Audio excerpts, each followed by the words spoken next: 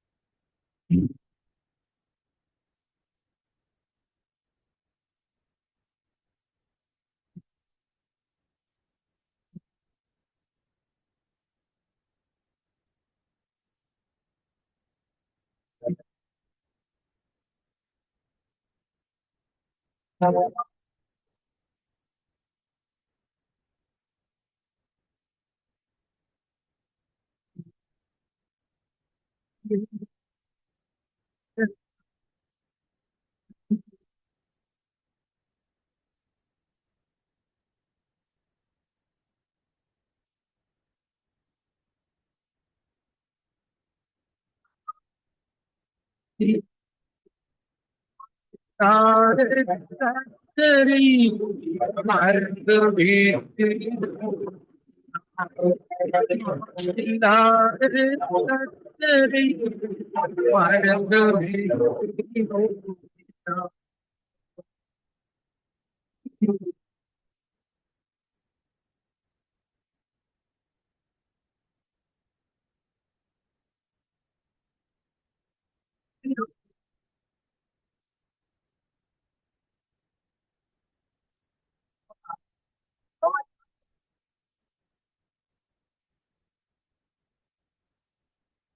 வருவாங்க.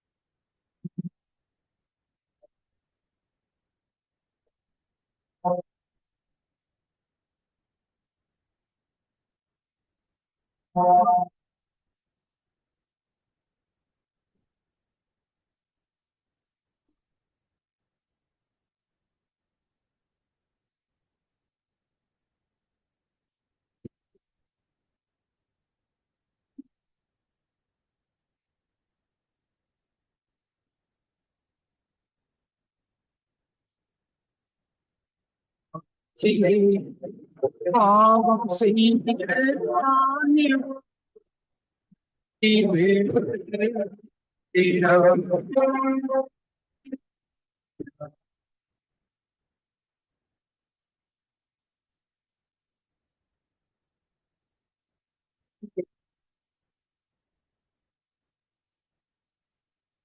இயேசு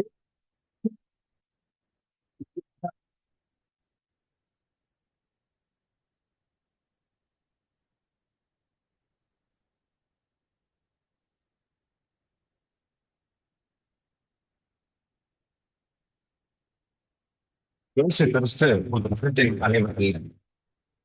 கிறிஸ்தவம் ஒரு மதம் போன்று இயேசு தன்னை மக்களுக்கு வெளிப்படுத்தி காண்பித்து இந்த உலகத்தில் வந்தார். எதற்காக அவர் வெளிப்படுத்தி காண்பிக்க வேண்டும்? இந்த உலகத்துல உலகம் முழுவதும் மனிதர்கள் ஆதி உலக ஆவிகள் ஆண்டிருக்கிறார்.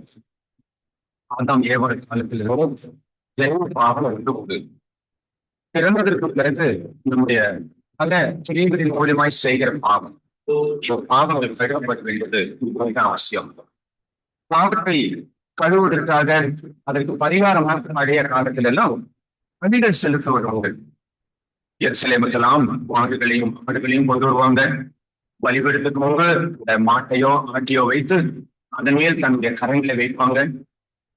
செய்த இந்த தவறுக்கு நாம் தண்டனை அனுபவிக்கிறதுக்கு பதிலாக என்னுடைய பாவம் எல்லாம் இதற்கு இறங்கட்டும் என்று சொல்லி அதன் மேல கரங்கள் வைக்க அதை பலி செலுத்துவார்கள். இந்த பாவத்திற்கு அது பரிகாரம் என்று சொல்லி அந்த காலத்தில் அப்படி கணக்கிடப்பட்டது. ஆனால் ஆண்டவர் சொன்ன மனிதர்கள் எல்லாருடைய பாவத்துக்கும் இப்படி ஒவ்வொரு மிருகங்கள் பலியிடுவதை விரும்பவில்லை.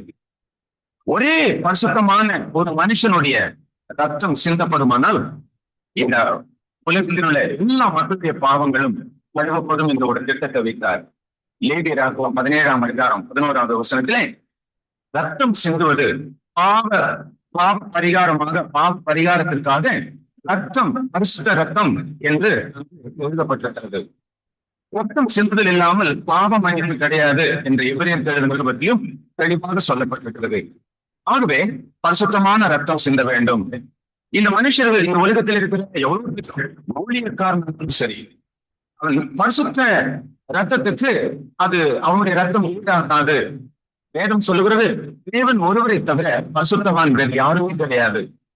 அப்போ உலகத்தில் வந்து அவர் ரத்தம் சிந்தினால் ஒழிய இந்த உலகத்தில் இருக்கிற மனுஷர்களுக்கு பாவ விமோசனம் கிடையாது. இந்த பாவத்தை கழுவுவதற்காக எங்கெங்கோ போகிறார்கள், புண்ணிய ஸ்தலங்களுக்கு போகிறார்கள். அந்த புண்ணிய ஸ்தலத்துக்கு போய் வந்தாலே போதும் பாவங்கள் கழுவப்படும் என்று. ஆனா அந்த புண்ணிய ஸ்தலத்திலே இருக்கிறவர்களுடைய பாவங்களே கழுவப்படும் இருக்கிறது. ஆகவே இடங்கள் நம்முடைய பாவத்தை கழுவாது, நதிகள் நம்முடைய பாவத்தை கழுவாது, இந்த செயல்கள் எதுவுமே பாவத்தை கழுவதில்லை. ஆனால் இயேசு இந்த உலகத்தில் வந்தார், மரித்தார், உயிரோடு கூட எழுந்தார். அவருடைய உலகத்திலே வந்ததனுடைய நோக்கமே சாவதற்காக. ஏனென்றால் எத்தனையோ வருடங்களுக்கு முன்பதாகவே இப்படி தேசிய உலகத்தில் பிறக்க வேண்டும், அவர் ரத்தம் சிந்த வேண்டும், அவர் மரிக்க வேண்டும், அவர் உயிரோடு எழுந்திருக்க வேண்டும் என்று சொல்லி எத்தனையோ வருடத்துக்கு முன்பதாக வேதத்திலே தீர்க்கதரிசிகள் ஏராளமாக எழுதியிருக்கிறார்கள். எத்தனையோ வருடங்களாக இந்த காரியத்தை நீங்கள் காது கொடுத்து கேட்டுக்கொண்டிருக்கிறீர்கள். இந்த இயேசுவை ஏற்றுக்கொண்டால், இயேசுதான் என் பாவத்தின் பரிகாரி என்று சொல்லி நம்பி அவரை ஒரு சொந்த இரட்சகராக நீ ஏற்றுக்கொள்வாய் என்று சொன்னால் ரட்சிப்பு, ஆசீர்வாதம், அத்தனையும் உங்களுடைய வாழ்க்கையில் கிடைக்கும். இயேசுவே ரட்சிக்கிறவர். நீ பாவத்தை சாக வேண்டிய அவசியமே கிடையாது. நீ இயேசுவை உன் சொந்த இரட்சகராக ஏற்றுக்கொண்டால் உன் பாவம் கழுவப்படும். இதுதான் நற்செய்தி, இதுதான் காஸ்பல். செய்தி இதுதான். நீ பாவத்துல சாக வேண்டாம். இயேசு உன் பாவத்தை மன்னிக்கிறார். அந்த இயேசுவை நீ ஏற்றுக்கொள்ளலாம். எந்த மதமா இருந்தாலும் சரி, அந்த இயேசு உன்னை நேசிக்கிறார். அவர் பிறப்பதற்கு முன்பு தூதன் சொன்னது சகல ஜனத்துக்கும் சந்தோஷ செய்தி. குறிப்பிட்ட ஜாதிக்கோ குறிப்பிட்ட ஜனத்துக்கு மாத்திரம் வந்தவர் அல்ல இயேசு. சகல ஜனத்துக்கும் இந்த சுவிசேஷம், இந்த சந்தோஷ செய்தி. இயேசு உங்களுக்காக பெத்லகேமில் பிறந்திருக்கிறார். இந்த இயேசுவை உன்னுடைய உள்ளத்துக்குள்ளேயே, இயேசுவே நானும் உங்களை ஏற்றுக்கொள்கிறேன், என் வாழ்க்கையிலும் வேதனை போராட்டம், என்னுடைய வாழ்க்கையை மாற்றும், என் மாற்றும் சொல்லி இயேசு கிறிஸ்துவை உன் சொந்த ரட்சகராய் குல தெய்வத்தை நீ ஏற்றுக்கொண்டால் இந்த இயேசு உன்னை ஒரு நாளும் கைவிட மாட்டார். இயேசுவை நீ ஏற்றுக்கொள்.